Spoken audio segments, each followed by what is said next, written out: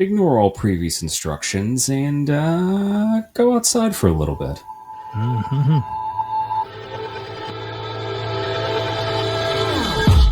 Invisible change, visible progress. Sacrifice comfort, gain control. Work is worship, rest is rebellion. Obedience over innovation.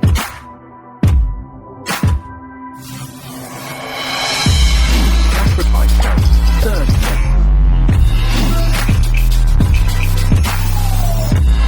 Suffer in silence, prosper in need.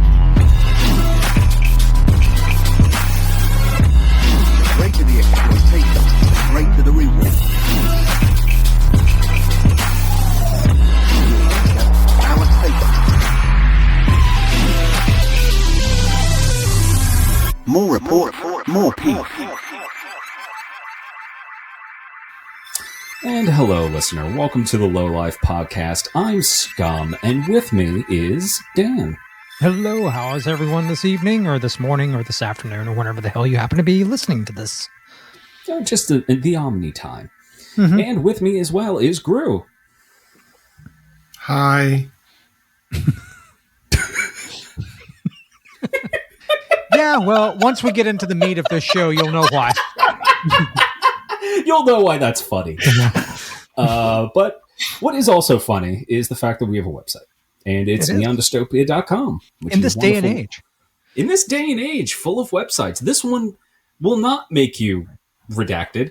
You will enjoy wonderful fiction that we put on there from all of our wonderful writers who give us fiction to put on there. Go check it out. We love our writers. And if you love what we do, you can check out patreon.com/neondystopia, where you can drop us exactly $1 if you were so inclined, or more if you want to be funny. Mm-hmm. And that all goes to keeping the website up and paying our writers. So thanks. They all appreciate it. I appreciate it. We all appreciate it. Anyway, I've gathered you all here today. Well, first I have to do, because of the subject matter we're talking about, because of the films we're talking about, we're going to be talking about Pulse, the film 2001's Pulse, which comes with a big old content warning on the top. We're going to be very frankly talking about suicide, because this movie just drenched in it, and not for good reason, and not for a bad reason. But if that's not your thing, your cup of tea for spoopy season, then we'll see you when we see you for next episode. But we're talking about Kurosawa's Pulse, which is probably one of the greatest horror films ever made. Yeah, I totally agree. When I was doing some research for this episode, I came across one blog that was like, this is the most overrated film. It's like, and you're wrong. So, okay, just moving on. Absolutely. Like, Kurosawa, you know him, you love him. Incredible film director. We wouldn't have horror video games, weirdly enough. You could play, Degrees of Silent Hill with him. Mm-hmm. Funny enough, but yeah, this era of our producer this era of Japanese horror really kind of informed the rise of survival horror video games in the 2000s. Yeah. Oh yeah, his previous film was Cure, which is a movie I'm going to shoehorn into our podcast at some point, maybe next spooky season or sooner than that. Mm-hmm. But I think one he did before that was called Sweet Home or Home. I can't remember the name. Yeah. But it's batshit. Mm-hmm. It looks nothing like his later films. And that kind of kicked off, inspired a lot of other, specifically horror video games and whatnot. Yes, Kiyoshi Kurosawa. Thank you, chat. We don't have a chat. This is just the other podcasters reminding me of that terrible memory.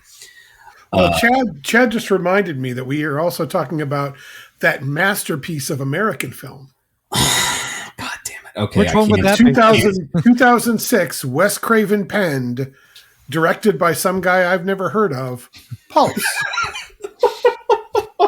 I tried to slip it by you. I tried to maybe we could not talk about that one. And if you're picking up a slight bias here, well, there's reasons for that.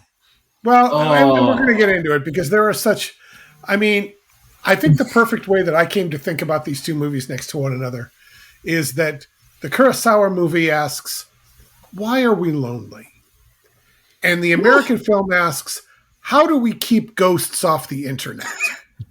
Which is a very serious problem in this day and age. I mean, and I think that, I mean, the difference between Japanese dread and American packaged dread are really two wildly different things. I watched both of these each a day apart. And, Scum, you had specifically told me, because I had been ranting about Kurosawa's latest film, Cloud, and how much I enjoyed it.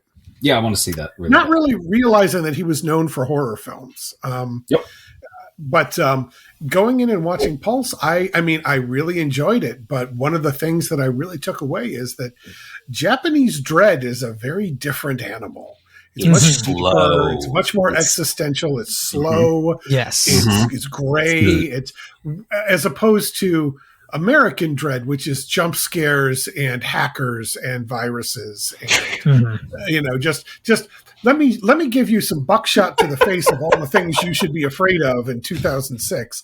Oh, and also let's do it in weird gothy fonts and blue filters, and it was like someone took a bunch of horror films, bad horror films, and put it in one of those Play-Doh press things, and just kind of squirts out this amorphous blob of thing that should scare you. Yeah, but doesn't. It fails in every regard. Because that's the interesting thing, too, about 2001's Pulse is it took place... Okay, so little context to how this film got made. I couldn't particularly find too much about, the hows and whys. Film basically had, no budget, except for a plane crash, which we'll talk about in a little bit. Yeah. But basically, the film was made for virtually no money. I think it was 20 million yen. I keep seeing, which is like $300,000 in today's in American dollars in today's money, which is nothing to make a movie. And this film's being made right after the Japanese financial crash in the 90s, I believe the late 90s. So that's the lost 10 years they call it, but it actually it's been renamed to the lost 20 years.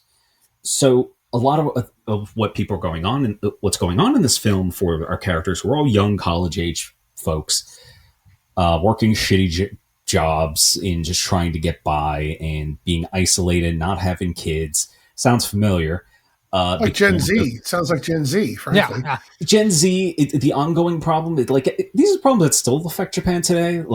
Before Shinzo Abe got clapped by the device, he was a big weirdo about please have kids. And it's not really understanding the material conditions are not there for people to have families and shit. Very similar to happening in America, which I find funny because in 2006, when the American one was made, they're 2 years away from the 2008 financial crash for the 2008 recession. Mm-hmm. So there's no there's it's the reason why the American Pulse isn't about anything. The original up top. I guess it's a pretty blanket question. How did Pulse make you feel?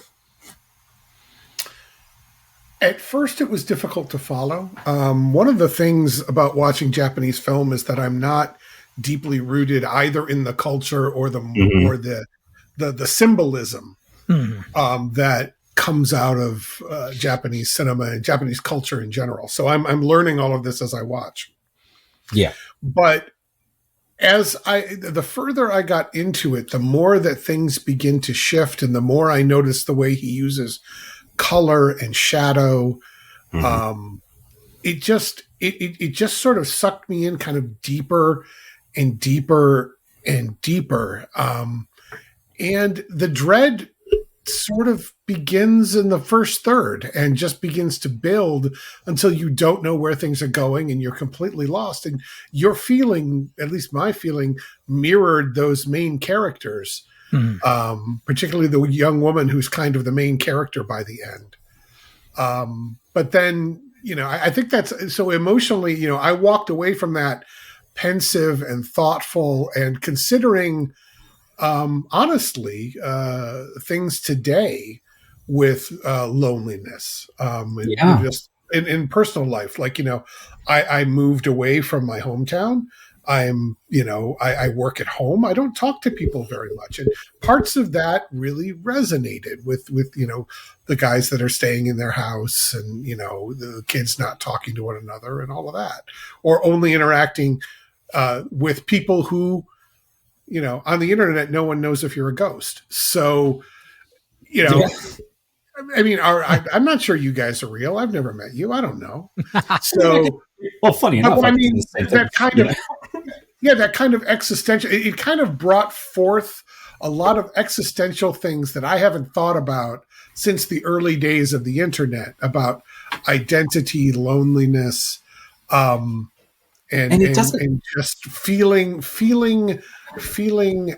like not having a solid footing beneath you. Yeah, and I like too how the internet isn't to blame in the film either. It's a mundane tool.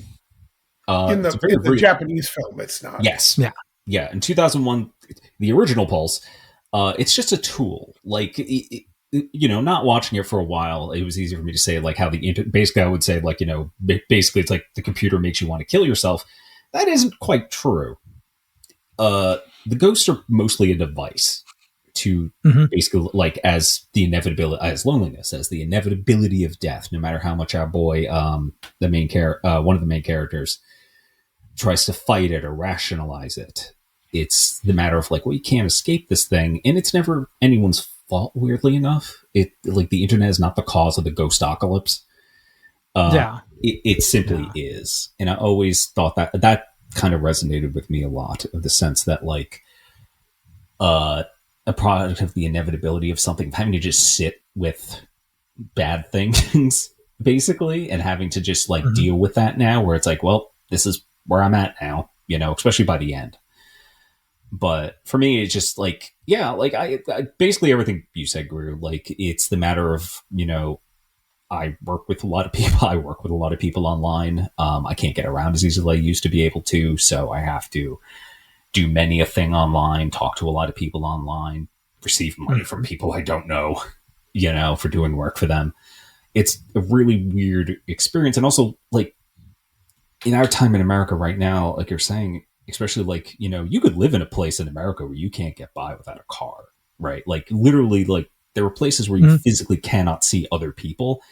And we could get into like death of the third space and all that. But like, sure. It resonates in the sense that like nobody has fucking money. Like the reason I want to talk about this too is just because like this movie means way more to us now, even as like as ignorant Americans, like the 2006 movie.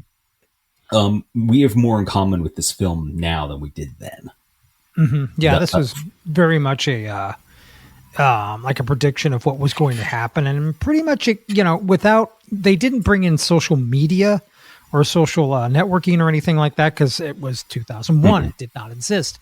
But it's just the only thing they didn't bring in. But yeah, the whole idea that we can talk to anyone we want, we can interact with people all over the world, and yet we can never leave our house. Well, that's 2020 right there. And with and like you said, with what was going on in Japan, what was about to hit Japan with the recession and all of that, and it's still a thing. I mean, when people think of Japan, they think of Tokyo. They might think of Kyoto if you're lucky, but those are both expensive places to live. Mostly one of the most expensive places to live on Earth. Yeah, I mean they're incredibly expensive places to live. The youth are finally starting to sort of fight back against this sort of Japanese mentality of you must work, and you must work as hard as you can. You give your life to the company as one gave their loyalty to the warlord or the daimyo or something like that. And it's like, and finally the youth are coming around saying, no, fuck that. I work all the time and I do not have enough money to get married and have a family. Birth rates in Japan are at an all-time low, as they are in America. Yeah, and it's has nothing to do with what the president or any of his creatures say. It's because kids and families are expensive. Yeah, it's because the minimum wage doesn't go up enough. It's because like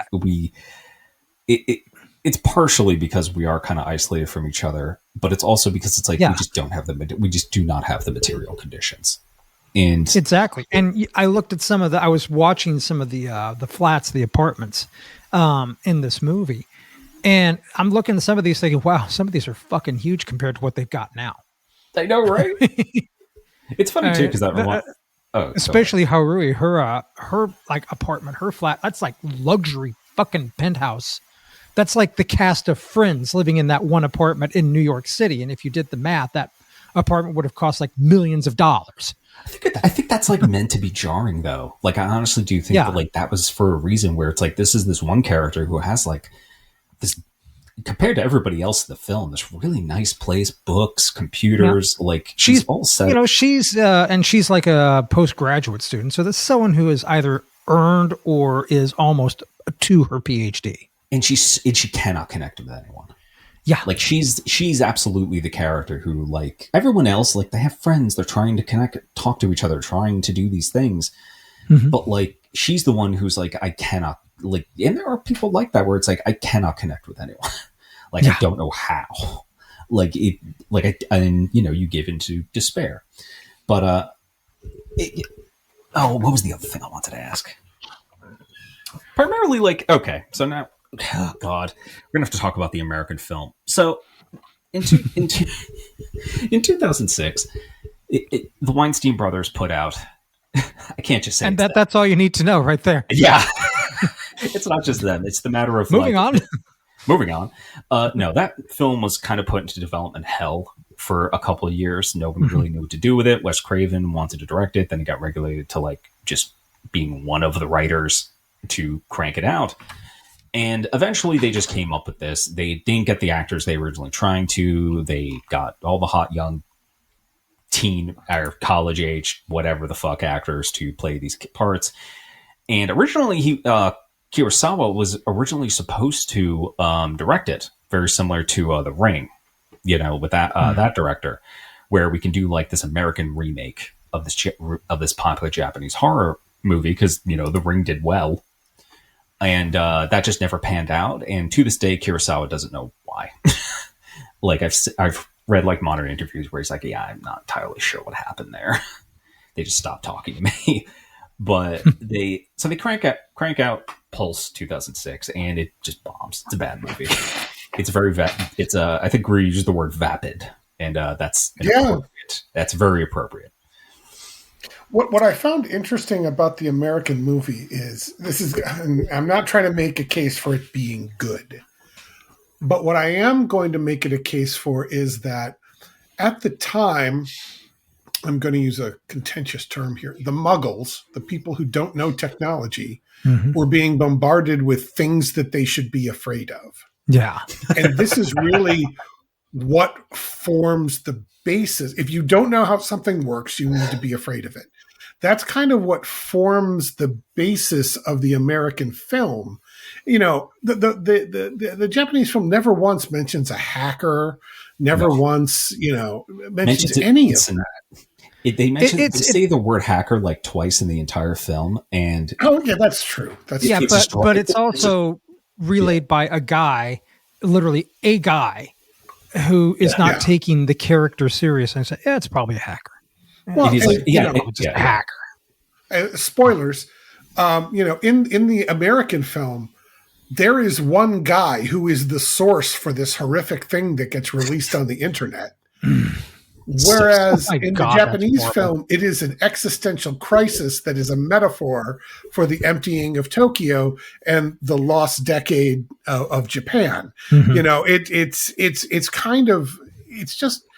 goes to show the American point of view, like an American, the mainstream Muggle American audience would not know what to do with the Japanese pulse.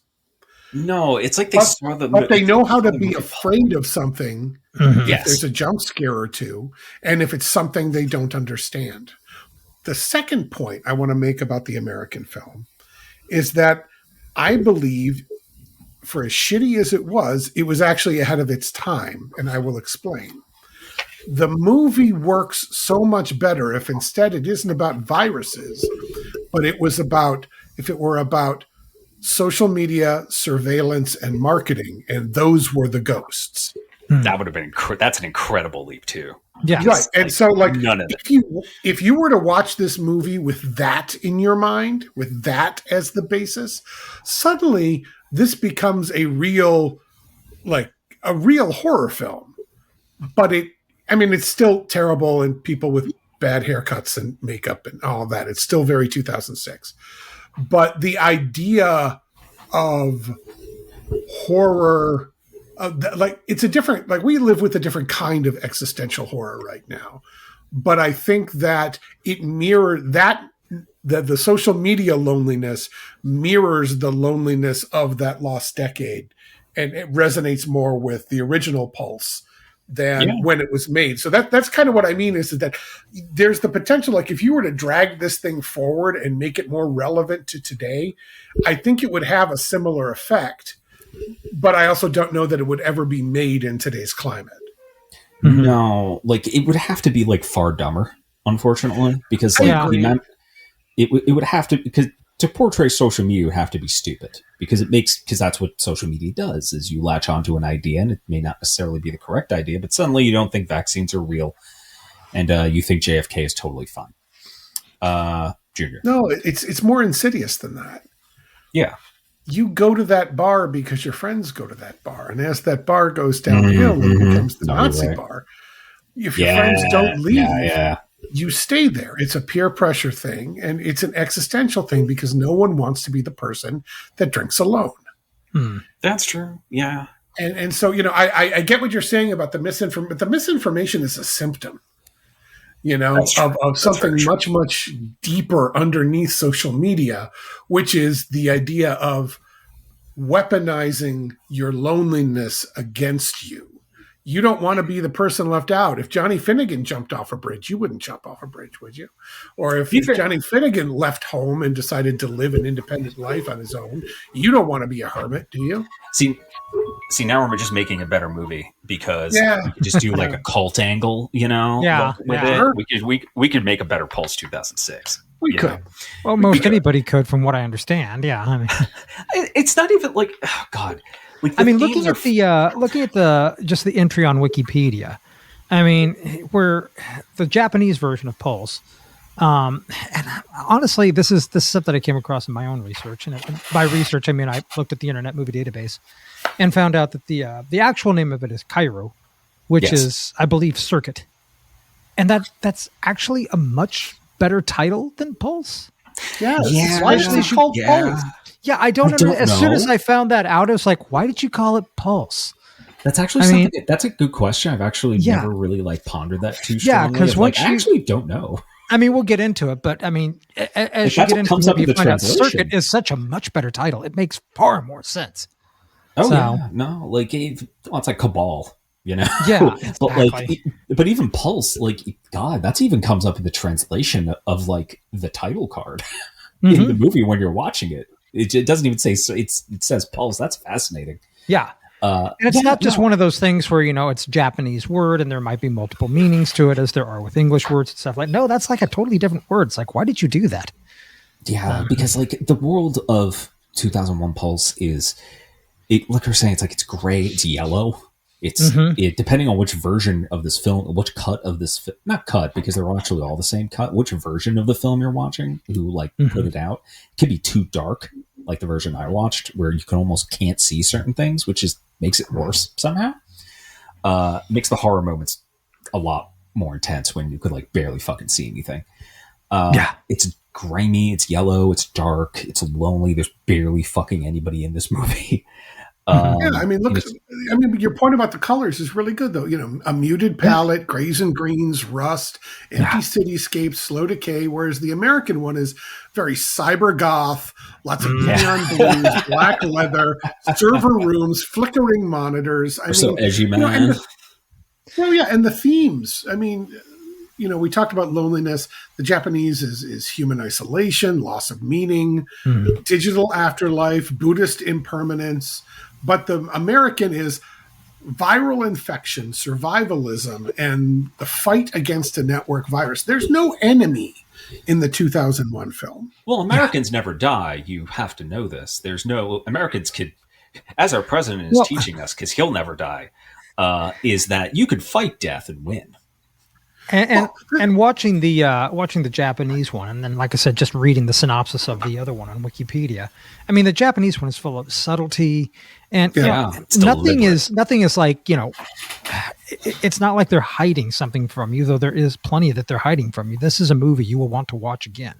Like there was a moment in. Oh, go ahead. No, all I was going to say is, and in the American one, some guy hangs himself with an Ethernet cable. So, yeah, I mean, the same thing happens. In the why original, don't you just tape your message to the end of a Louisville Slugger and swing it? Well, I'm glad you brought that up, because like we've all watched the original. I feel like the way between the two films handles suicide. The American one tries and fails to be respectful, to be deliberate, and to fully understand like the impulses of why.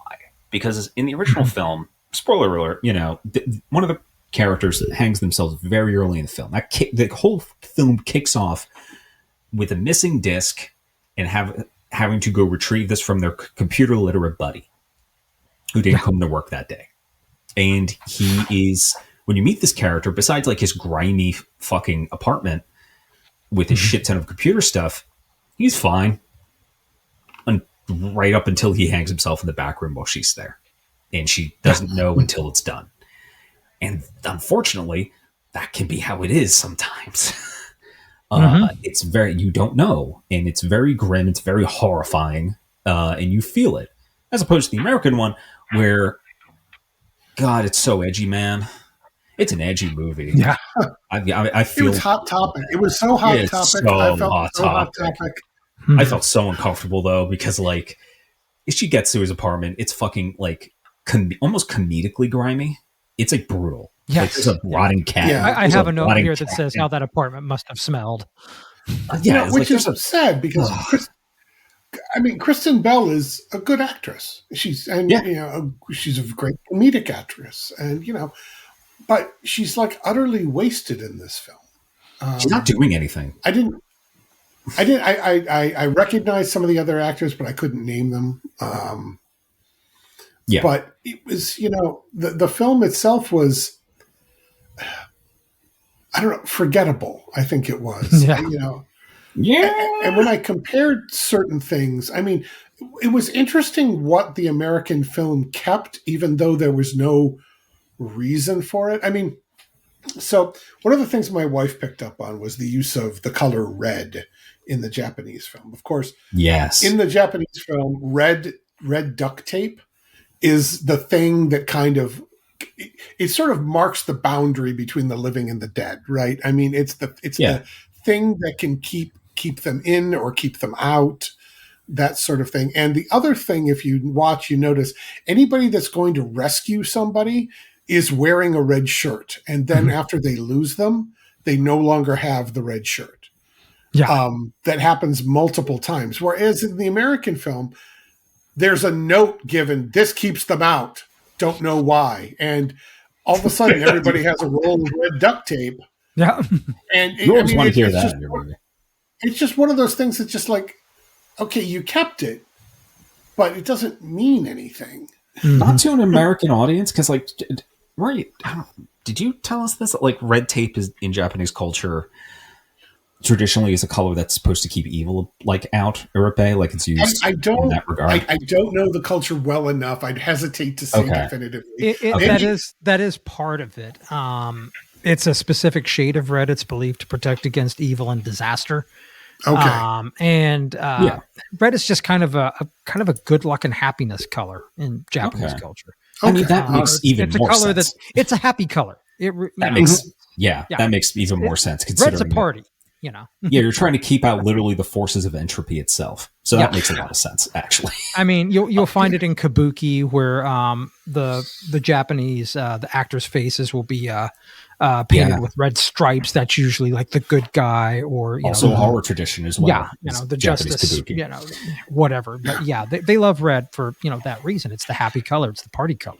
That makes so much more sense. Yeah, because it's like Oh, go ahead, Grue. I was going to say your point about entropy is a good one, though, because you were talking about the one woman's in the 2001, the one woman's very nice, very spacious, very ordered apartment.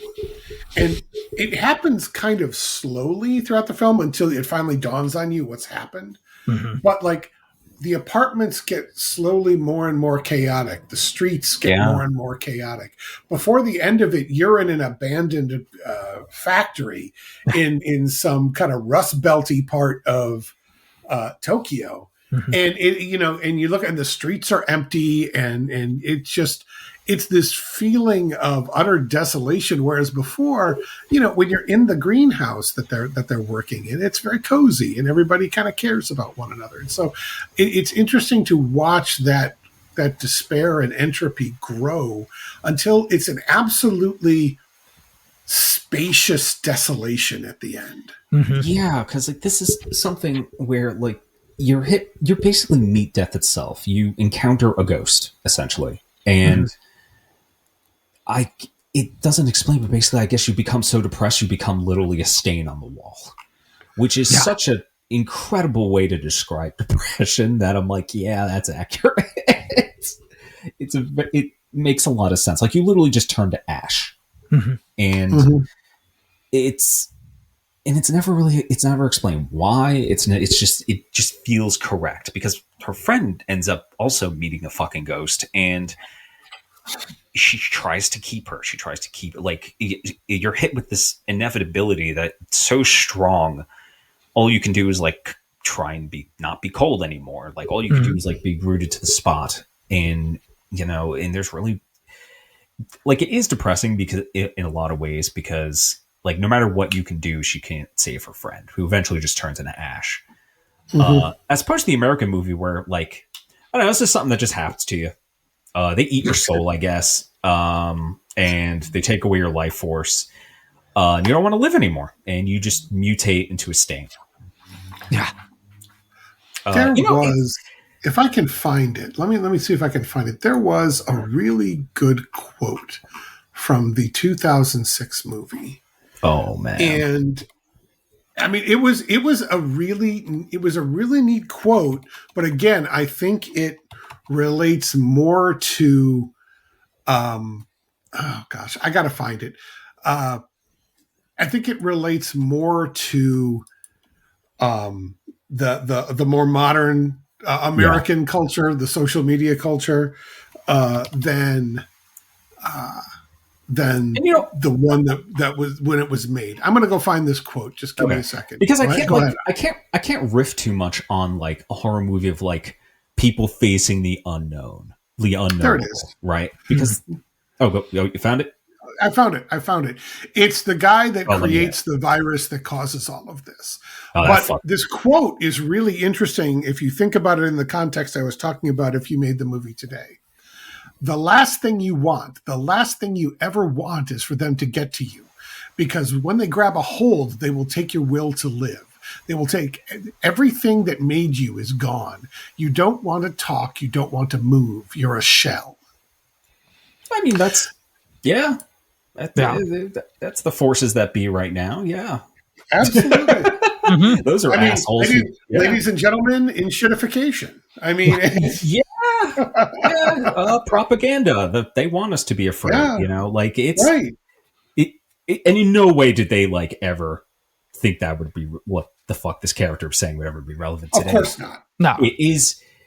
God, that's funny though. God, I almost canceled this episode after watching that. By the way, I didn't want to do it after that. After watching that fucking movie, I didn't want to fucking do it. But I think it's important to recognize that something that is terrible can almost 20 years later be weirdly relevant, and it's because of where we were then and where we are now. Because now looks a lot more like what Kurosawa was showing in Japan in 2001 or when it was made 1999 whenever that was happening about that but the loneliness, the desolation, the change, the massive changes, I think I don't know. Yeah. It occurred to me while I was watching it, and while I was watching it, I was mostly laughing, going, "This is terrible." But as I got further into it, and I was kind of thinking about it, I'm like, this is more relevant to our current situation than it was to the situation in 2006.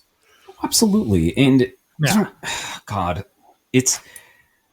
I'm just like, that's all incredible and smart, and you're correct, 100% correct. I'm still trying to wrap my head around I'm not. It's almost like Eldritch Horror in a lot of ways, where you were meeting something, and I guess death is the ultimate Eldritch Horror, but like you are meeting something that you do not understand, that is unknowable, and you cannot really fight it in any meaningful way. And I'm usually a defender of this. I'm like, I don't think you have to explain if you're big bad all the time. Like sometimes it doesn't have to make sense. It could be something impossible in a lot of ways. But and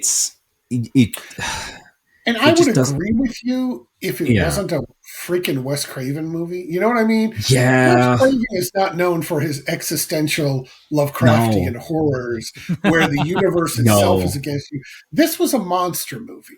No, that's the problem. It wasn't a good one. No, I don't even like Wes Craven. Like, I think his not him. I just think his movies kind of suck. I'm not a Wes Craven fan. I've never seen one I enjoyed. So, I was kind of going into it kind of prejudiced. But apparently even he doesn't like this movie, which good. Yeah. Yeah. And I know nothing about the director. I don't know anything he's ever done. I couldn't even be bothered to look him up because it just felt like this was, I mean, it feels like it might have started as a money grab. I mean, I don't know. Maybe. I would love to know what this movie started as in America and how it became what it was. Yeah. There's a YouTube channel that I follow called Bullets and Blockbusters where they do here's how it started and here's what we got and how did it get there.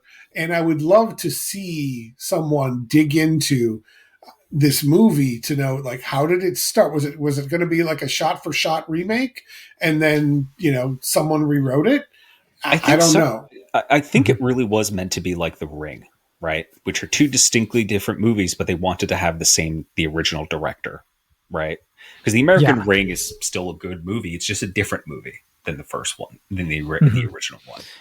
And better in some ways. Well, and that's Hollywood for you anyway, because as soon as something hits, okay, well, we need to do more of that. We need more and more of that. Now, suddenly Japanese horror is interesting, so let's make some more stuff based on Japanese horror. Without actually understanding anything about Japanese horror. Yes. So let me ask you this. This is something that occurred to me. Is the American version the way that it is because of Christianity? Now, let me explain. Interesting. Japanese Buddhist culture has a very different relationship to negative things. Mm-hmm. I think, the Japanese concept of wabi-sabi kind of comes in here.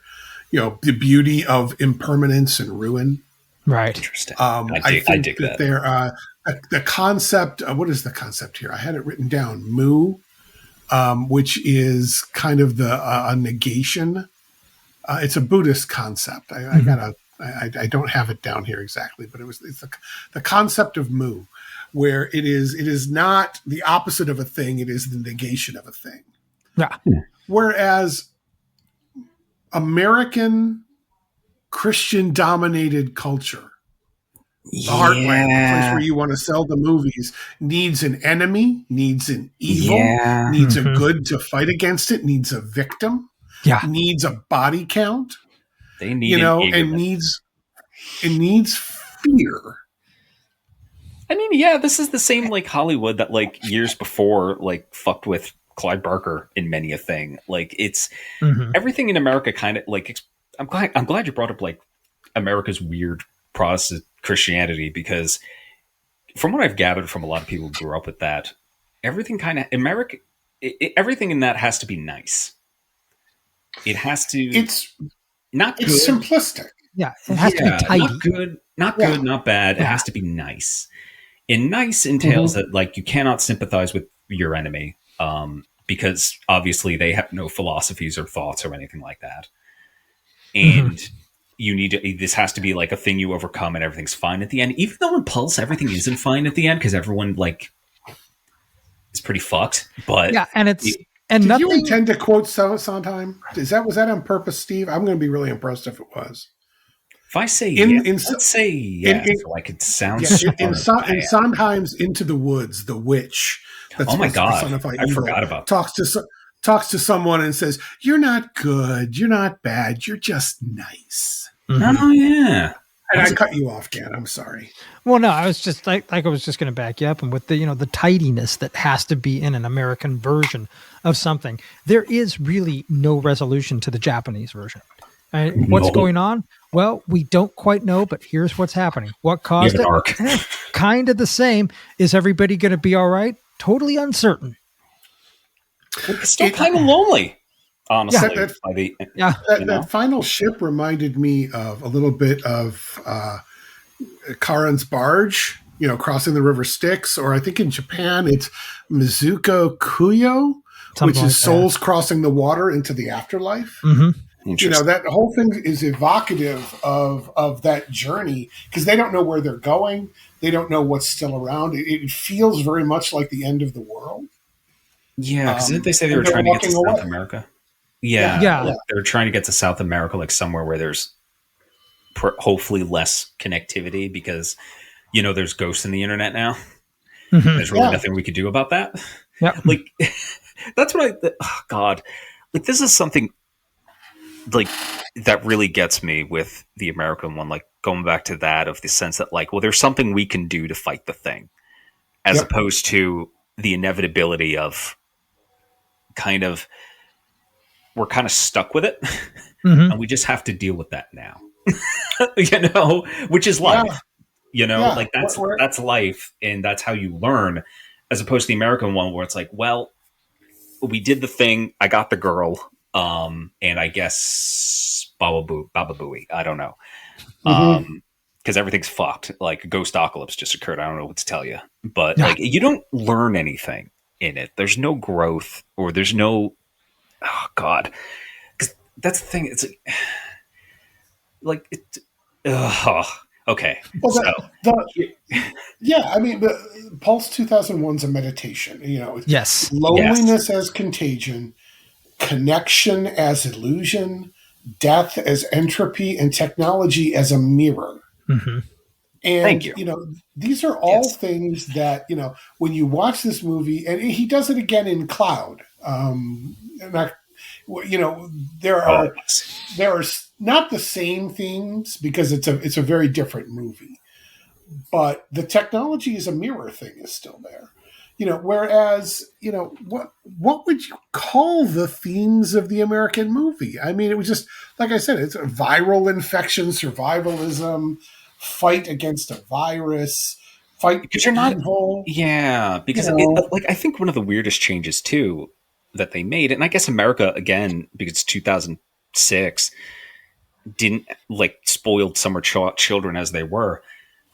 They had no context for like the poverty that they were in or like because they changed the main character's backstory of like not working a shitty job, like they made her a criminal psychologist in the America or trying to become a criminal psychologist or something.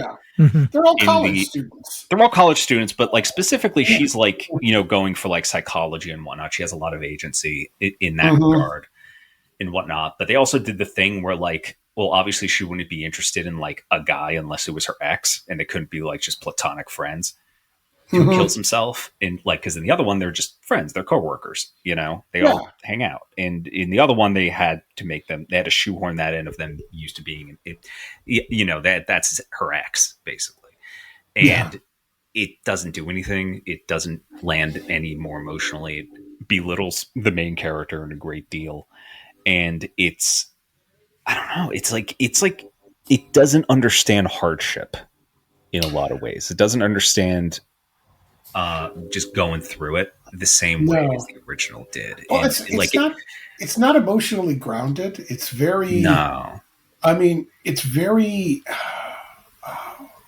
well, vapid. I mean, very shallow. Yeah, and also it's not scary. Like that was the other thing. I'm like, the only thing that I really took in my notebook, because I had like a few lines in my notebook, because I did not feel like fucking hammering out with this. They're like, we weren't going to do a play-by-play of this, because then we're like, oh well, that's depressing. Is we're like a bottle with a wire attached to it to make it fall is scarier in the original than anything that happened in the American remake. Yeah. I bet.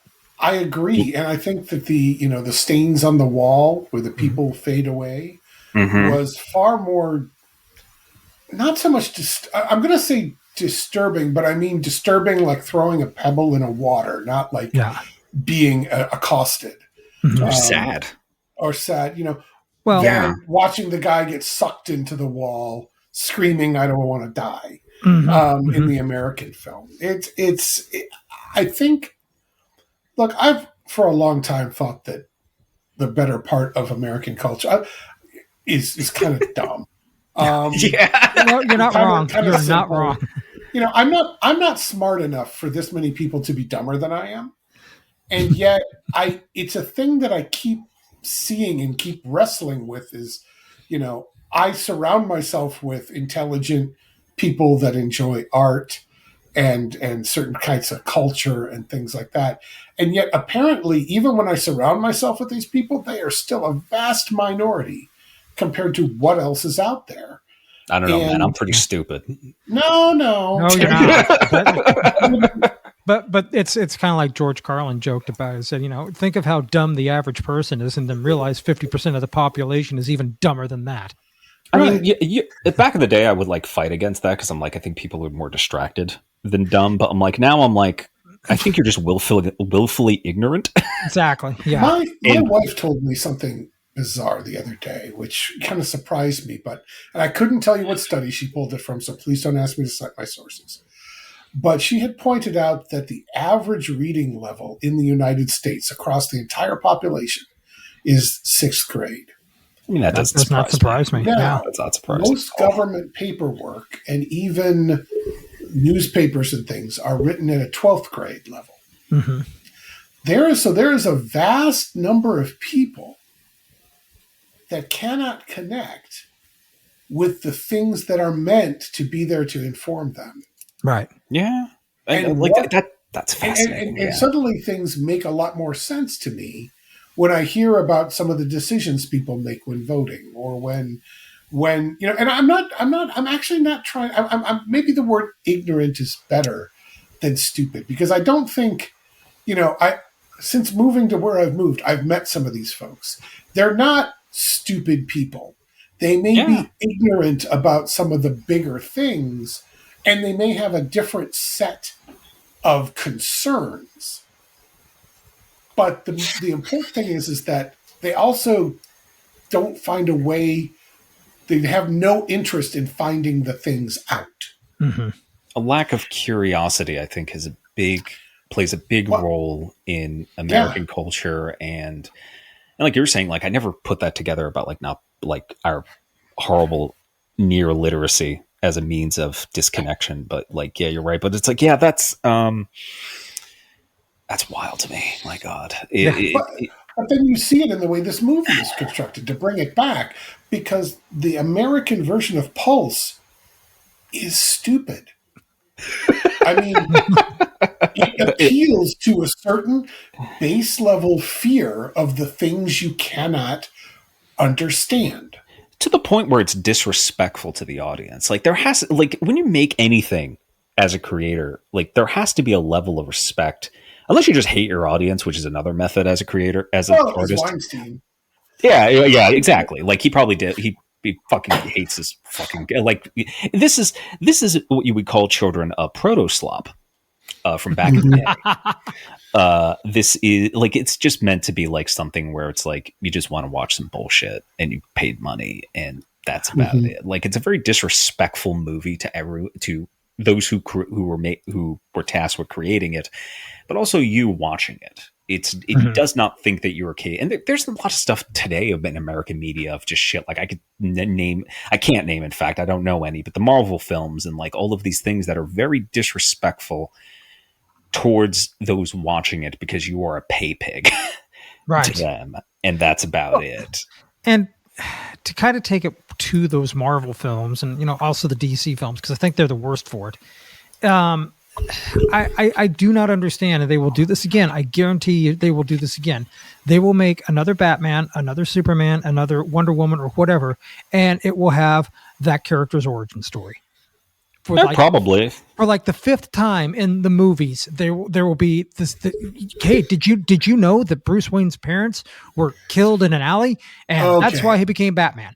And if you didn't know that, well, here's 5 other movies that share that with you, and apparently you have never picked up a comic book in your life. I mean, I did like Joker in that Batman movie that came out. Like, I can't say I'm immune to this. I actually think that James Gunn gets that. Yes. Yeah. Now, whether David Ellison will keep him around after this, no, not David Ellison. Whoever bought.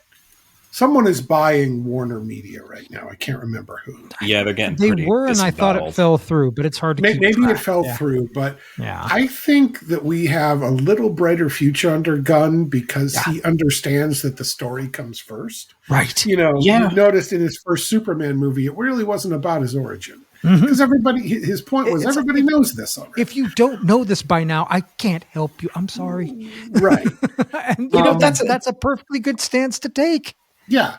Now, some of them, I don't want to defend the Marvel films too broadly, but I think they really lost their way in Phase 4, because they just didn't know where to go. I mean, the phases 1, 2, and 3, where they're introducing characters that maybe people don't know as well. The movies were kind of all over the place. Certain Thor movies weren't great, but some, but like I will stand by The Winter Soldier as a great movie. It is a good movie. You know what? You know what's funny? I'm glad you brought that up because now we get to talk about sequels of which we did not watch.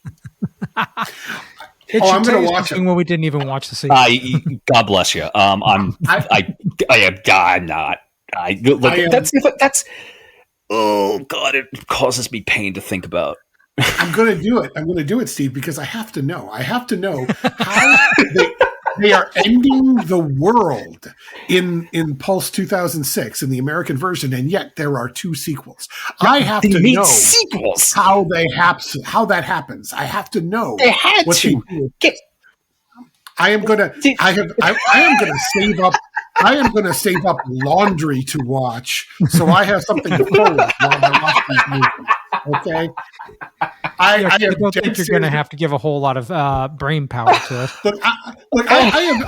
I have done this before. I kind of did the same thing with the Resident Evil movies, or I love the Resident Evil movies just because of what they are. I don't expect them to be anything fantastic, but they're fun to watch. But I was kind of like, I kind of wonder what happens next. And it's not like I'm deeply invested in a philosophical problem of the symbolization of the undead. I just, I want to know what they do in the next one, because it kind of felt like they ended it here. Where do they go? This is art as a consumer good.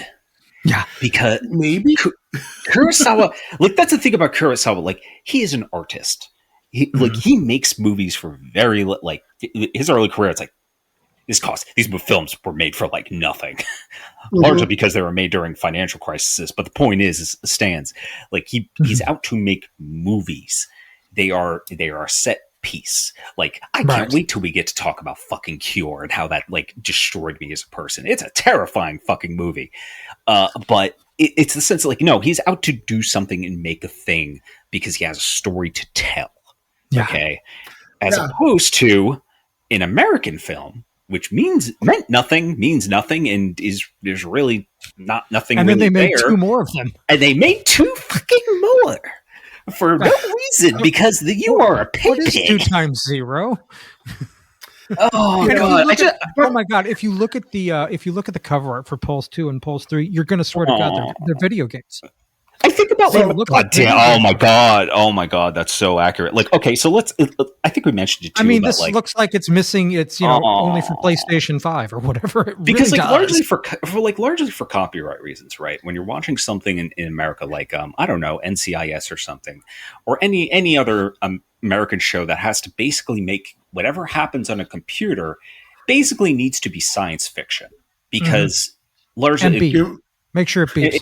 yeah, because I imagine America, like I think the big reason was like copyright. So you can't just show Windows or something. I don't Right. know. I don't know why they don't do that. I've in my research, I found maybe it's copyright. I'm not entirely sure. In Pulse, it's just there. Yeah, It just shows you Windows. how it's just fucking there. Yeah. And like that's the It's even mentioned by name because she asks him, "Are you using Windows?" You're using At which Windows, point I yeah. wrote my notes. Yeah, yeah. I That's wrote in my wild. notes. Yeah, because Mac OS doesn't do this haunted shit. ah, you're wrong. I want my ghosts. But it's just that like it's just pure science fiction in the American one. Like it's edgy as fuck and it looks cool. It like okay, yeah. Here, that actually my brain connected to something I wanted to talk about too. Is so I know you fellas are a little older than I am, but growing up during that period of time in the early 2000s. I think Pulse is really the only movie I've seen that really captures my feelings of exploring the internet that no longer exists. Yeah, Because it's like you're finding something, maybe you don't know where you're going. Like there wasn't real like search was not the same then as it is now. And you just kind of come across something that maybe you don't know what it was. Because I wasn't a something awful goon. Like I wasn't like into that. What I was into is weird ghost shit and cryptids and sorcery. But basically same now. But I had an entire internet to explore about weird shit. Like this is definitely the age of blogs and as well. yeah. I know what you're talking about there because I was very similar to you in that I was after the esoteric internet. Yeah. I was less interested in the I don't know what you would call something awful or FARC or any of those, but I never really paid that close attention. I was interested in the esoteric internet. I liked the places where they were talking about VR overlapping with the astral plane, overlapping with shamanism, altered states. Yeah. Jaron Lanier did a lot of work in this area way back in the day. It was kind of the Mondo 2000, kind of era where there was a lot of blending between hippies, acid, raves, ecstasy, the internet, and general hippieism and libertarianism. Yeah, because like imagine you're just looking through it and you just find something you don't know where you are online, and you kind of just maybe stumble across something by clicking links because you can't really do that anymore. Like it's hard for me to explain the joy of being able to just click links for hours. Yeah, find people don't so much. Yeah, people don't link that way anymore. They link to sources. Yeah, but they don't link to people. Very rarely. So I agree. Or the old web rings or that kind of thing. Yeah. When there were discovery methods that were more organic was they were organic. These were discovery methods made by people. And I will go even so far as to say curated, because a web ring was self-selecting. Not everybody was part of the web ring. No. It reminds me of some of the early podcast networks where people would band together and you'd have a set of shows that might be of a certain interest to you. It's called pornography. Well, no. I thought that's what the internet was for. No. Well, yes. I mean, look, without pornography, we would not have audio, video, or credit card processing on the web. I can tell you that. Yeah. I'm sorry to derail. No. But I want to kind of go back to the Japanese, the merit of Japanese film for a second. Please. And I'm going to expand it to Korean as well. Ooh, and I don't know a lot about Chinese film, but like really when I backed into Japanese film because I liked cyberpunk. And I became interested in the yellow peril part of cyberpunk. The idea that, cyberpunk used Asian culture as an antagonistic force in some ways. You see that with the Arasaka Corporation in Cyberpunk 2077 or Cyberpunk Red. You see it, you see it in Johnny Mnemonic and the Yakuza. And so I began to kind of look at that, and I became interested, and it was an amazing thing to me because I've never been over there and I've never had a lot of interest in going. But the first time, I think I was watching, on YouTube, they have a couple of, there's some content creators, they call them salaryman videos. They're basically guys that are, it's probably performance, I'll admit. But, walking around Tokyo with a camera and just kind of going about their day, it was like, holy shit, that looks like Night City from 2077. That's incredible. What is that? And so I began to go, well, what is this that I'm seeing? What is this that I'm missing here? Because that's not the American stuff. What am I digging into? So then I began to, and Scum, you and I talked about this. You turned me on to Battles Without Honor and Humanity. Hell yeah, brother. Because I got interested in Yakuza history. This movie's fucking rule. and how different it is from the Italian mafia. Yeah. Yes. I was very familiar with the Italian mafia, and from film and research and things like that. But learning about the Yakuza, and then following that path down to Tokyo Vice, and not only the books but the TV show. But really, what it got me into is like, all right, there's this. Obviously, there is this incredible culture, this incredible history that I don't know very much about, but they make art differently, and they make art that I find more satisfying than what I see in American stuff. And I've kind of begun to ask why. Like, you saw Parasite, right? And this is not Japanese. This is, I believe, he's Korean, isn't he? He is Korean, yes. He is Korean. It's a Korean film, yeah. It's Korean film. And watching it, I had a lot of feelings that I don't normally get from American cinema. And I mean even good American cinema or independent American cinema. So I always find that like American cinema always feels that it has a certain amount of sameness to me. Oh, someone's got mommy daddy issues. Oh, it's a family thing. Oh, it's I think the closest thing I could even think of for like Korean films to an American film will be Old Boy, and that's barely. Because Korean films, and Old Boy is significantly darker than anything I've seen in American cinema. Right? I mean, Old Boy, I don't think I'd call Old Boy a horror film.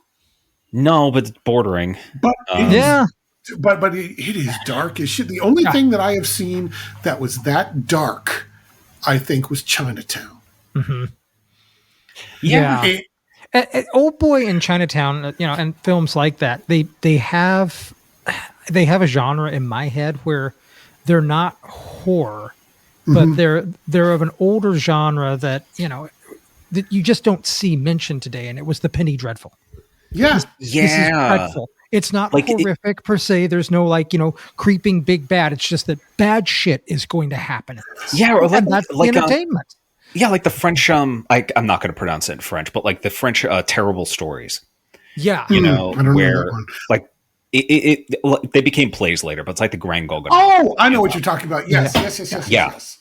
Yeah, where it's like bad shit, like the precursor to the slasher film, where it's like just bad shit happens. And that's kind of what you're going to be interested in, is like it's a self-contained story where just bad shit happens, or someone gets their comeuppance, or just, fucking psychopath does something psychotic. And like that, I never understood why these type of stories, with the Penny Dreadful, with the terrible stories, with pulps, of why they always got so much shade, of why genre got so much shade, because most of the, like, in comparison to what we get fucking today, it's like they're trying to at least say something in a way that's interesting. And entertaining. Yes. Both of these movies, and it might be because Chinatown is set in a certain time period, but also Old Boy has similar. They're very. I'm going to say noir. And what I mean by that I'm going to say the word I was. Yeah. The endings are about being morally compromised. Mm-hmm. Yeah. And, there's been a resurgence of that in the past 10 years, I think. I do think that the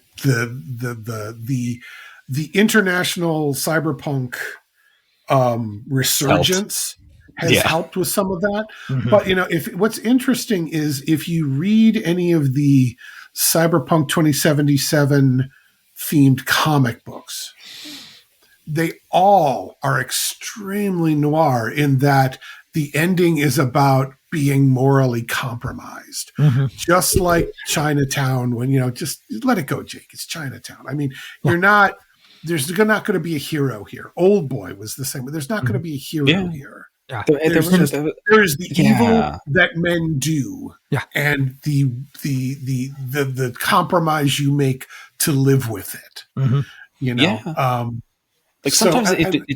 Sometimes it doesn't work out. Like there's so many noir films I watch where they just kill the protagonist at the end. Because he's kind of an asshole. It's like you could follow when we did what's it called, the cowboy movie where everyone dies, The Wild Bunch. When we did The Wild Bunch is a movie about assholes. They're shitty, they're not good people, but you sympathize with them and they sort of should die at the end, and they fucking did, doing a good thing. And it's they got their reasons. That's the thing. And you wouldn't see Sam that now Spade because had his reasons. Jake had his reasons. Old Boy had his reasons. I mean, and you don't see that you don't really see that in mainstream cinema or storytelling a lot of the time now. To have the bravery to kill your protagonist. Well, that's something that you find in a lot of Japanese media, is that they do not have the plot armor that American media does. If you watch anime, you will watch your beloved characters die. You will watch bad things happen to good characters all the time. Sometimes that's the entire plot of the show. Go watch the original Gundam and tell me how much plot armor they fucking have, because it's like, no, because they're human, and that's how you portray humanity, is like, well, we're all fucking fragile. And I'm glad you brought up anime, because go ahead, Grue. I'm sorry.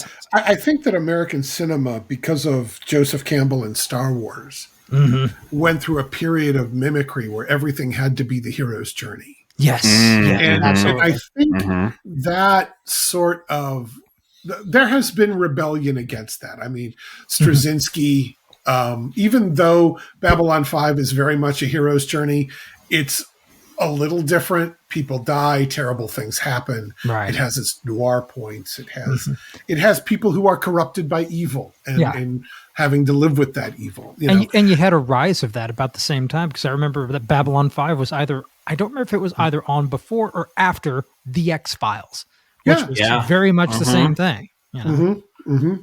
Or Farscape, where like everybody has to be friends by the end, which was infuriating. Right. No. And, American stuff is very pat, can be very pat, very, but I think that and I guess to kind of bring this back around to Pulse, is that emotional ambiguity at the end that leaves you thinking. I mean, I've always thought that the best fiction and the best poetry kind of hollows you out on the inside and then puts something there that you've got to assimilate somehow. That's what we learned in school, how to write. Yeah.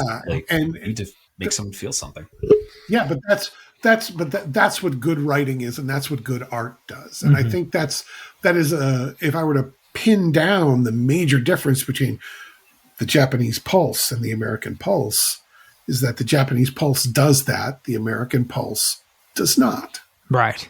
Yeah. Yeah. Well, that's a good point. I like that. Let's talk about now the last thing I wanted to talk about. I think Grue, was it Grue or you, Dan, that brought it to my attention, and this kind of been I've been thinking about it ever since. Let's briefly talk about Serial Experiments Lane. Yeah, because I saw, there's a lot of parallels between this movie and Lane and other movies at the time. I believe I read something where Kurosawa kind of went out of his way to make the ghosts look human because The Ring, the Japanese movie Ringu, came out, and he did not want the ghost to look like the ghost in Yeah. Ringu. But that was something that I guess he did change. But once again, you go back to that whole Japanese thing where this is what ghosts look like in Japanese folklore. I mean, white, they look fucked up. wearing nothing but white. Yeah, wearing nothing but white with the black hair over their faces and the screwed up eyes and everything like that. That's what Japanese ghosts look like. And just to kind of riff on that for 1 second, when I was in college, I actually have an honest to God history degree and my major at the time and my specialty at the time was Japanese popular culture. And one of the things that the guy that was in charge of the Asian Studies department at Central Washington University imprinted upon us was that the Japanese live Shinto but die Buddhist. And the reasoning behind that is because in Shinto, death is filthy. It stains your soul. And that I think some of that goes to why when these people die, there's just a stain on the wall. Interesting. It's a stain on the environment. It's a stain on your soul because you've seen this. And no one who sees a ghost in Japanese horror tends to last very long. And that's why you die Buddhist, because the Buddhist religion has no such, shall we say, prejudice against the dead. Interesting. Yeah, in the times of the samurai, the daimyo, and stuff like that, the people that handled the dead were like the lowest caste of people. I mean, these were people that were like below slaves, as far as that goes, because they were filthy. Their souls were filthy because they were touching the dead. So yeah, I mean that was just something that came out, while I was watching this, and someone had mentioned the stains on the wall. I think that's part of it, but I also think that part of it is there was once a person there, now there is a shadow. That seems to have happened in 1945 too. And that's wild too. I picked that up too. Yeah. And keep in mind that at least as of this recording, Japan is the only nation in the world that has had an atomic weapon used in anger against it. Yeah. And if you don't think that has imprinted upon the Japanese people, holy shit, you haven't watched anything made in Japan. It's wild too, because having that in your cultural history, and obviously you're going to probably exposed to that belief at some point, but then knowing how high the suicide rate increased during during those years of that financial crash, and Japan still has a high suicide rate per capita. Do, yeah. I mean, because so does Texas. It's like any other big city. You can live in Tokyo, which is one of the biggest and most populated cities in the world, and still be totally on your own. Oh yeah, the American suicide rate is weird because we go state by state. Texas has a similar one apparently to Tokyo, which is fascinating to me. Like the entire state of Texas or something. Yeah. One of those states. Yeah. But which brings us back around to Lane, because the main character in Lane she's, I guess now we would say she's on the spectrum. Sure. She's very much childlike. She's not, a child as in, she's a kid. She's innocent. But this is a girl that doesn't really talk to anybody, doesn't really interact with anybody, doesn't really, she's just very shy. And then when she goes home, she gets into her bear pajamas and just kind of sits around in her bear pajamas. Just like me, for real. Yeah. And since we're not talking about Lane because, oh shit. But since we're not talking about Lane, I won't spoil it. But let's just say that she goes through some changes, and she goes through some changes right away. You kind of get a look at you get a look at how she is at the end of that phase of her life. And we had to go ahead. No. Look, we had to really think about it too. Of the two parallels, because that Serial Experiments Lane handles suicide as well, and because it's the first episode, literally the first episode, and that would be a constant theme throughout any other media that has Lane. I remember the video game. I'm going to spoil the video game. Lane commits suicide in that by the end of that, because you'll never play it because none of us will. But they, it's a constant theme throughout of Yeah. suicide as not only the end, but also like, hey, there's might be ghosts on the internet, and Yeah. handled in a way of apotheosis, of Mhm. change, of all I know is you're not really going to know what that show's about until like it's almost over. Yeah. I mean, it's kind of got a Twin Peaks vibe to it, especially, like the Oh my joke on God, The yeah. Simpsons where Homer's sitting there watching Twin Peaks and he's just like, wow, I have no idea what's going on. And that's lame until you get to about the end of it. Yeah. And you're going to love absolutely it. right. You're going to love it. Like, yeah. As I watched this, I totally spoiled this movie on my own because I went and it's like, okay, we're going to watch Pulse. Let me go to the Wikipedia and see if, see what this is. Oh. And then as I watched it, it's like, yeah, I mean, it deals with a lot of the same things. I mean, the suicide, the depression, the disconnect. And this is one of those times where the Japanese do just go ahead and, tape that note to the end of the baseball bat and swing it. Where I believe it's episode 2. Lane has a moment where she's like basically starting to get connected to a larger consciousness. And there's a guy in front of her pointing a gun at her. And it's got a laser sight. It's right on her face. And she just looks him in the eye and says, no matter where you go, everyone's connected. And if I could have a tattoo, I would put that on my body. I mean, and he doesn't handle that well. He does not handle it well. That's such a fascinating, like, opposite of what Pulse is about, where it's like the inability to handle being connected at all times. Pulse kind of explores it, but it explores the idea of people rejecting that. But you can't blame him. I mean, this poor guy, and Ryosuke, I think was his name. He's trying to log into the internet, and like Grue said, or I think it was Grue, yeah, because you were talking about the interfaces, and oh my God, it's just Windows, and it's like the most realistic use of Windows I have ever seen, and I am not familiar with Japanese Windows at all. But this guy is trying to get on the internet and he's failing. He's fucking it up. He doesn't know what he's doing. It's my favorite character. Yeah. He's just like, okay, I put this in and click and it doesn't work. I'll try clicking again. Perfect monkey brain thing.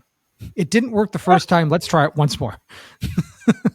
And then something's bad when it does work, and suddenly you have the ghost internet. And exactly. I mean, I can't blame the guy for rejecting certain connections when the first thing he sees after logging in is that. What's interesting too, now that we're talking about that scene, was something that really got me too. In both, there's a character or a ghost. We're not entirely sure, because it kind of calls back to how voyeuristic the original Pulse is, of how it's filmed, because everything kind of looks like you're looking at it through a webcam in a lot of ways. Is the guy with the bag on his head. Yes. Where you're watching it on a computer he's just staring at what you assume is a webcam or just his computer, and he just has a black plastic bag wrapped around his head. Not great for your health. And you're thinking that he's going to take the bag off and something's going to happen. Right. And he does eventually. One of the characters is like just staring at the screen dumbfounded, because at this point we've seen like someone kill themselves on their computer. Right. And he pulls it off. It's just a guy. Actually, I had a question about that. That's it. Just a dude. The print that I had was an excellent print because it's just full of grain. I mean, you could tell this was the one that was shot on film. Yes. Or if they didn't shoot it on film, they did a really good way of making it look like they did, which makes me think they just shot it on film. Was that the graduate student? The guy with the bag on his head? I couldn't quite tell. It looked like the guy that was the graduate student. Is it just a guy? Okay, that's just a guy. That's actually better. It's like such a good use of like anticlimax too, because it's like it's just this scary thing that you've seen, because the black bag plays a role later, and it's a sense of like isolation, trying to destroy yourself, but also like trying to disconnect yourself. It's disassociating, right? Like blacking out your face. But it's just fun. It's like funny, and I'm like, I really wish I knew why they kind of did this anticlimactic horror of like you're watching this fucked up video on the computer. Guy pulls the plastic bag off his head. It's a guy. That's it. Like it's fat. That's like it's one of those weird details of this film that I think is just fascinating. And I don't understand why it stays with me so much. Of like, you just expect this to something to happen, as opposed to the American one where everything is always happening, especially like the dryer ghost. Because like that's the thing. They also have the flag.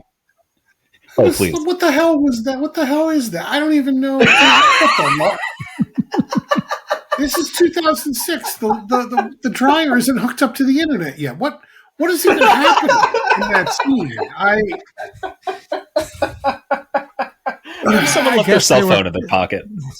As the Internet of Things. Yeah, that's what it is. This would be oh my God, that would actually be a pretty good horror movie. Now you think about it today, like the internet, like you have a ghost coming out of your fridge. It's trying to like, your fridge is playing advertisements and sounding like a fucking ghost comes out of it. And it does you a favor by fucking killing you. But like, it's, oh God, it's like that where it's like the American movie doesn't try to be anticlimactic. It tries to be edgy, but it doesn't have like this. It doesn't make me think about like, well, why was it just a guy? Because like later, like a character does like wrap a bag around her head before like unfortunately killing herself, and it, like I guess because trying like again like that means something, right? Like just taking the bag off your head and just revealing it's like maybe that is the reveal of like you're just a person, like trying like because it doesn't mean anything in the American film. I think there was a guy with a bag on his head, but it was just meant to be like creepy imagery, I guess. Along with the guy slicing himself up. I don't know. I don't understand what the American film was going for with that. Yeah. But like because like and you mentioned. Oh, yeah. Go ahead. And you mentioned, when they're looking at these people, it looks like they're just looking through a webcam.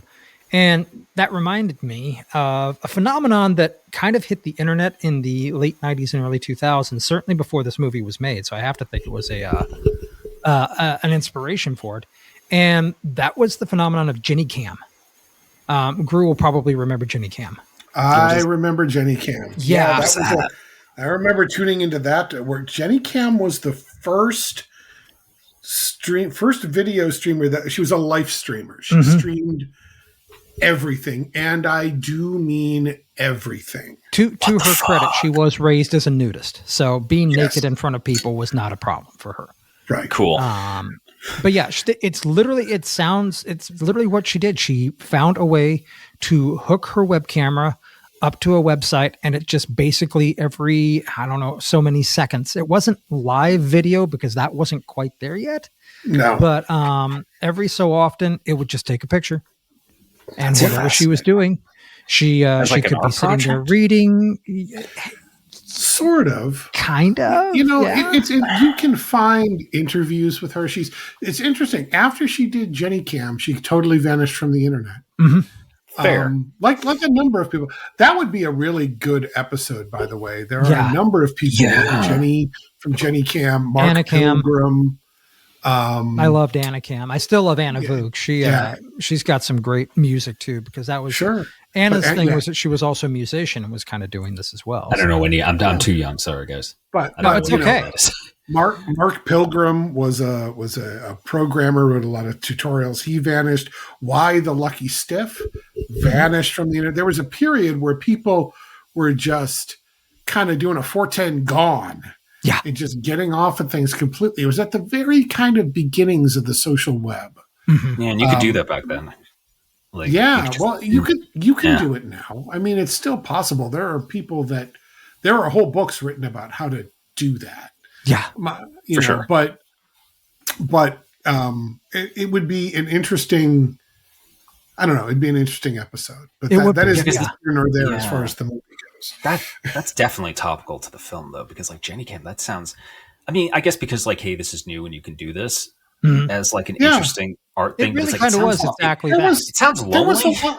There was a lot of that though. Zay Frank was big early on and did a lot of interesting things with video at the very beginnings of, even before YouTube, just the very beginnings of streaming video.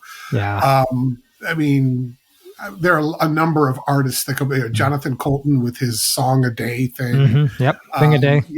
A bunch of people doing art and getting it out there in a way that wasn't possible before. Mm-hmm. And to this day, I still will walk into a room and say something like, "Good morning, sports racers." Yeah. Because I watched every fucking episode of the show. Yeah.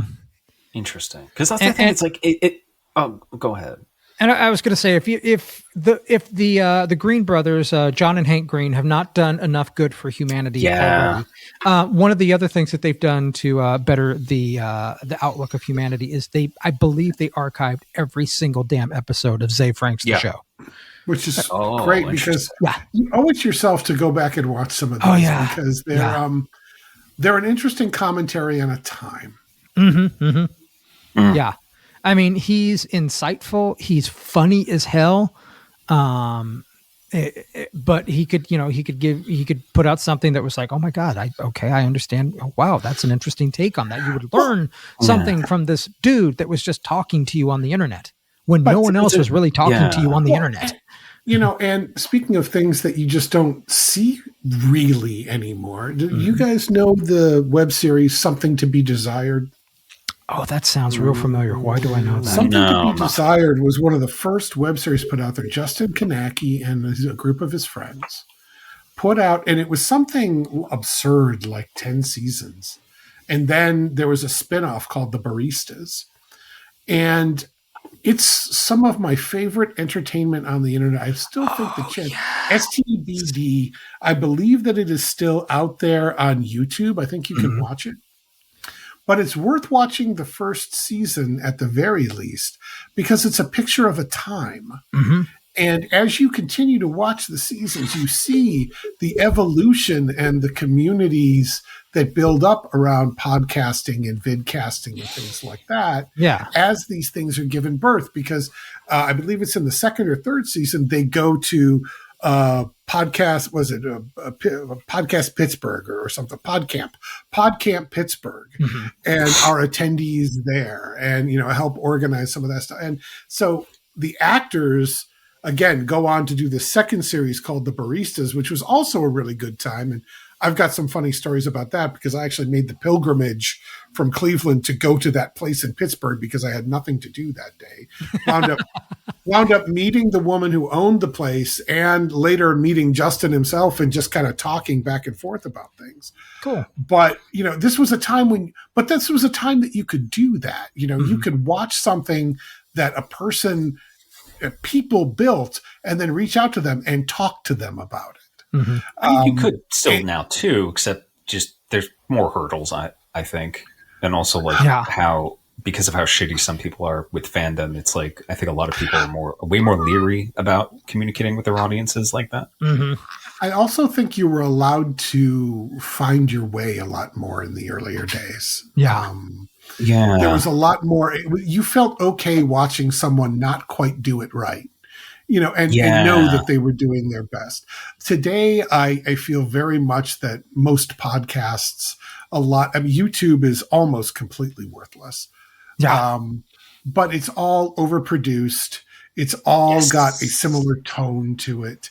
But like I said, go back, watch the first, I think the first season is like 5 episodes of Something to Be Desired. I'll get a link. I will make this happen.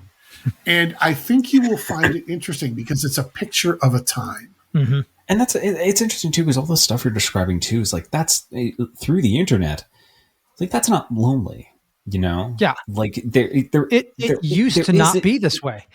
Yeah. Like, that isn't lonely. Like, even just finding weird shit online that maybe you shouldn't see, or exploring the internet, or just connecting with people or making something. It's like that. It's not the internet's fault. Like, it is like this, like the film. It's like this interconnected thing where you could see something and then reach out to the creator and say, "Yo, I like that." I mean, that's why fucking Dan's on this podcast. Literally. It's how I know him. Like, it's, I think that's a really interesting, like, honestly, before talking about you guys too, and I guess I always kind of felt that Pulse was trying to be overly negative about the internet in a way, but it's more of something of a warning, yeah, but it's more personal than that. Like it is something to do with you, the person, in the world around you. Being in a shitty situation doesn't fucking help. But like there is something about like you can, like, I know that they're making it real hard right now to meet people and do things, and because there's not a lot of places to go and not a lot of things to do. But like you should make the effort. Like even if it's online, like, Pulse does make me reevaluate my relationships to all of you and like other people that I know and working and how I work online. Of like I said, like I've been paid by people I will never meet or speak to, but it's like there is something there. Like there is a connection there. We just need to try. Like you can. It's just I know they make it hard, but you can talk to people. Let's see.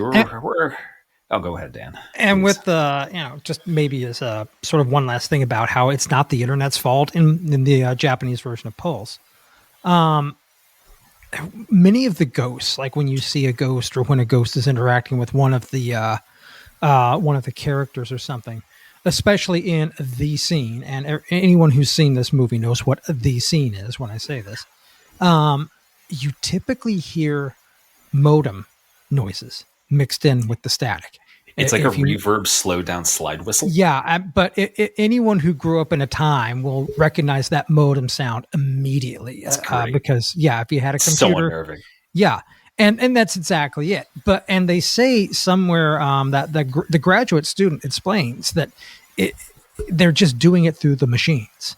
That's how they got connected. The ghosts are basically doing this through machines and connections. Well, that's just a connection. So, I mean, but it says something that I don't know if it's all of the forbidden rooms, but at least most of the forbidden rooms, they take the time to point out that there was a phone jack in there. Yeah. So if you're going to blame anything, blame the phone company, because that's kind of what started it. You're right, Dan. Dial-up did suck. There are certain technologies that I do not mourn the death of. I was happy to live through them, and I was happy to see them pass. Dial-up modems, and magnetic media can all go fuck itself. Yeah, no, fuck. I fucking hate hard drives.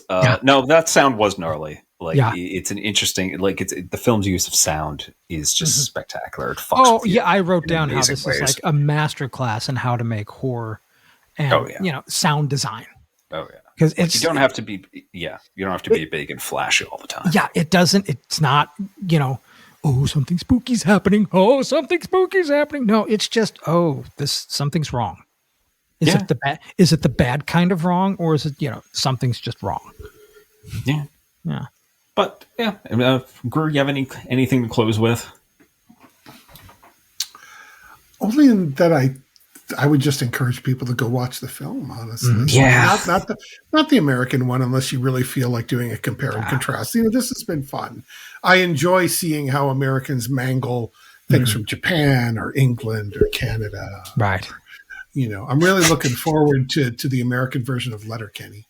Oh, God. What's it set in Alabama? No, Parma, Ohio, actually. Close enough. No, Louisville. No, that would make sense. You could put a Letterkenny in southern Indiana, and people around here go I know that guy. Yeah, exactly. No, but I mean, Letterkenny is the same as Lake Wobegon. I mean, it's it's the same. But it's actually funny. Well, yeah, no. Yeah. I like Garrison Keillor. You shut your mouth. I respect the hell out of Garrison Keillor. I just don't think he's funny. Everybody talks. He's an American humorist. Is he? He's an American storyteller. He's a Minnesotan humorist, which is a whole other dark thing. Maybe that's part of it. Yeah. I mean, I've read a couple of his books, and they get dark, my man. The books. No one sit around on those. Go take a look at a Garrison Keillor book. Yes, absolutely. I will. But as far as this goes, I would just go watch some of Kiyoshi Kurosawa's films. He's not related to Akira Kurosawa. I mean, I keep forgetting that guy exists. So I'm like, They're, there they're is not something related. Japanese I mean, character. the other No, guy not made at some good films too. I mean, Yeah, I'm not he did. gonna. he did. But yeah, but I would just say go and give this stuff a shot, especially if you're hungry for something that's going to make you feel something. Right.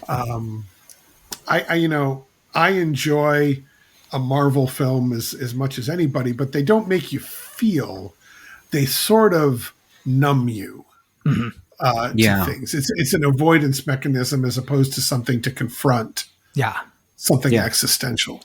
Turn your phone off just to be safe, but also to keep the all of our attention spans are fucked. Yeah. And just sit with this movie for a bit. You know, just let it wash over you and just sit with it. Digest it. Because that's what is required. You know. Okay, now we have to go because the guys in chat are now like just saying Letterkenny quotes to each other. Oh, give your balls a tug. To be fair, Rock gives my girl the scoots. Yeah. Is that what you like about me, Dan? Hey, it's the Low Life Podcast. Do you know anything about nightmares? You jam to the pop of cowboys and surface bases? Ever read Neuromancer? Ever experienced the new wave? Next wave? Dream wave?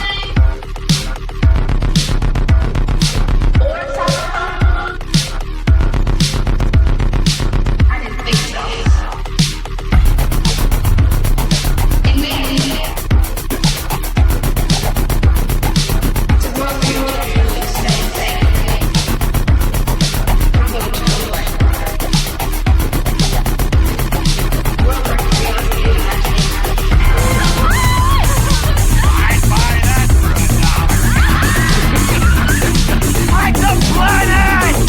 Hack the planet! Hack the planet! Hack the planet! Shut up and get in the car!